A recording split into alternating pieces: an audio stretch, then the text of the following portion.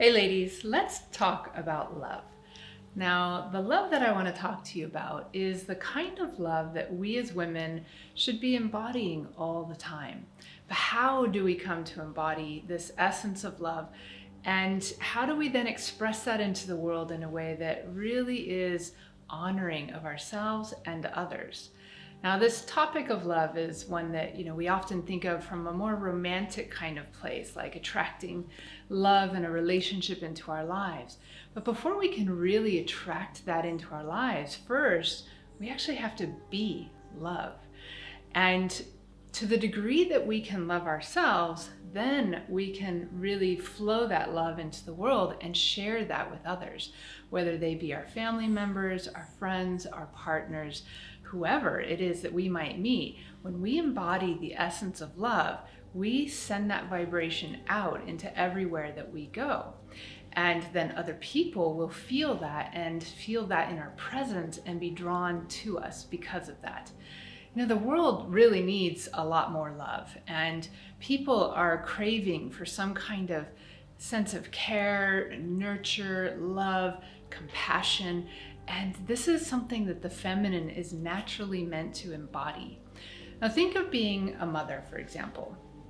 Mothers love their children, and it's often, complete acceptance, loving them no matter what, even when we don't agree with what the child might be doing, or, they make some decision that is not for their highest good, there's still the love of the mother for the child. And this energy is part of the feminine essence, this mothering energy. Even if it's not your own child, that essence of the mother comes through all women. And this is something that we want more of in our world. We need this in our world. Now, when we're a mother, often we might, in our society today, we might get to this place where we feel as a mother, we have to put our child, our family, our partner all in front of us, and we have to take care of all of their needs first. And when we aren't, sometimes we might feel guilty. Oh, I'm not doing enough as a mother. I'm not doing enough to care for, my family or my partner. And I want to encourage you to shift out of that, because and to the degree that we are not loving ourselves and taking care of ourselves, if we're always putting other people in front of us and we're putting out all this energy to take care of others first, what happens? Well, we feel perhaps depleted, we crash at the end of the day, we might feel resentful even because we feel underappreciated, and it creates this vicious cycle of not feeling like there's ever enough or what we're doing is ever good enough.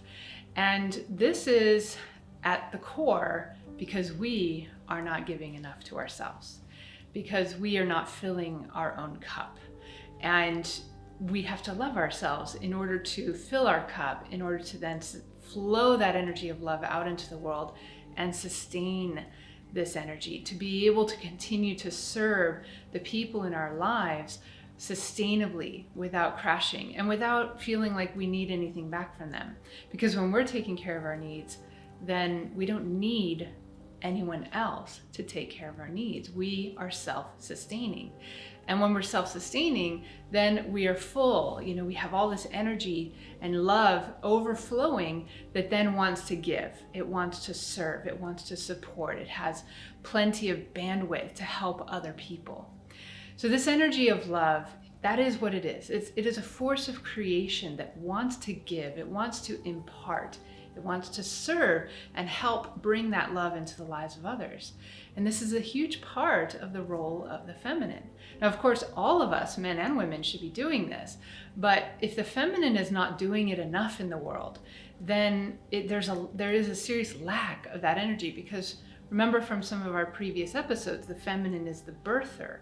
So the feminine births that energy into the world so that all can then flow it and partake of it and manifest it in our society. So give some thought to where you might be putting others in front of yourself, where you might be neglecting yourself because you feel all this responsibility to put others' needs first and take care of.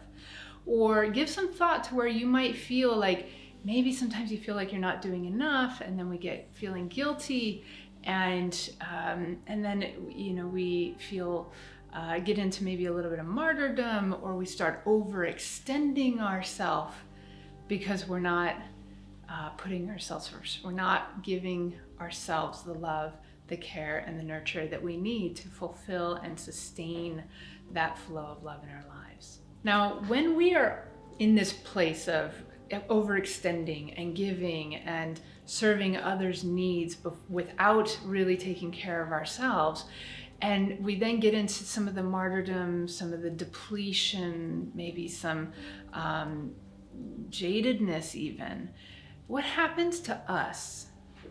In addition to maybe we crash or we just feel like really low energy, what else happens to us? Because we're not loving ourselves and taking care of ourselves. So what's going on within us, within our own psyche, within our own soul, when we get into that kind of a pattern in our life? And mothers, again, can be a good example, because it goes to a bit of an extreme when they're raising young children and there's so much to handle and to manage. But all of us can relate to this to some degree or another. What happens to us when we're not fulfilling ourselves is we start to lose our sense of self. Who am I?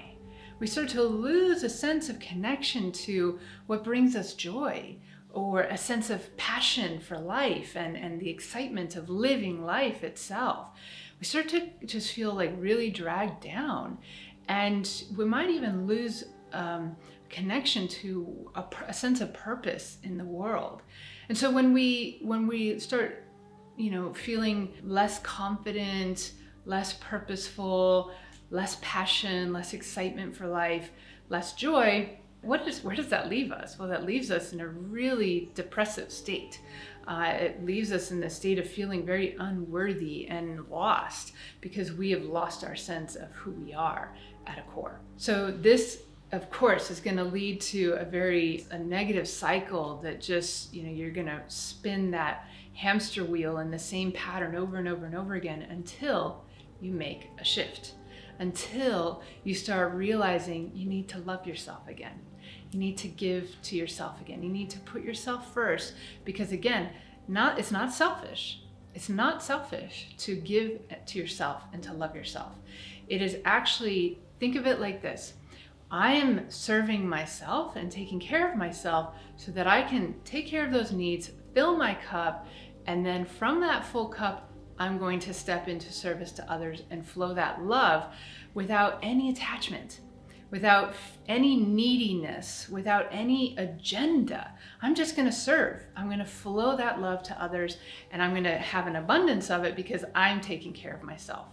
And when we do that, when we serve ourselves so that we can more fully then step into service to others, it becomes more sustainable, it becomes more joyful. The joy of service comes in. You'll rediscover the passion that comes with that, because you're now able to actually think about what you might love to do, what you're passionate about, what would bring you, a sense of creative outlet or a sense of contribution in a bigger way beyond just your immediate circle or just your immediate family. Because women really get a sense of fulfillment by making a meaningful contribution into their communities, and into their larger circle of relationships, or into society even.